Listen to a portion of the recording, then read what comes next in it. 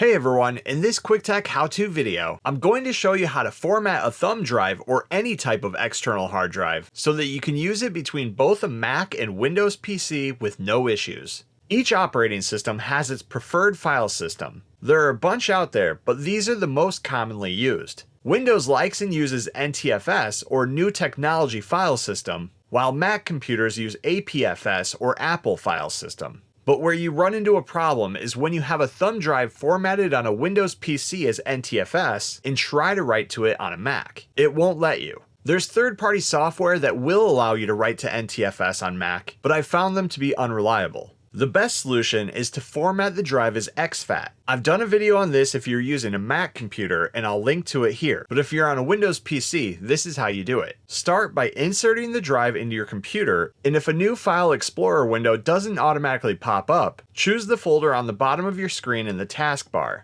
Next, select this PC on the left. You'll then see the connected devices. If this is a brand new drive, then you can go straight to formatting. But if you've saved to the device already, you need to copy the files off first because we'll be formatting the drive and deleting everything. You can do this by opening the drive and then dragging whatever is on here to your desktop for the time being. Once you're done formatting the drive, you can then copy everything back to it. With that done, head back to this PC, right-click on the drive, and then choose Format from the list.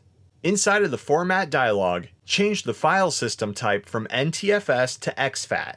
If you see just a normal FAT option, that's an older version and was the most used for a long time, but the issue you'll have is it only supports file sizes up to 4 GB. So if you're trying to copy a file that's 5 gigs, it'll stop and give you an error. As you can see here on my machine, Windows doesn't even give me the option anymore. Finally, give your drive a name, leave everything else as is, and then hit start. Hit OK and it'll format the drive. When it's finished, you can then close the format window.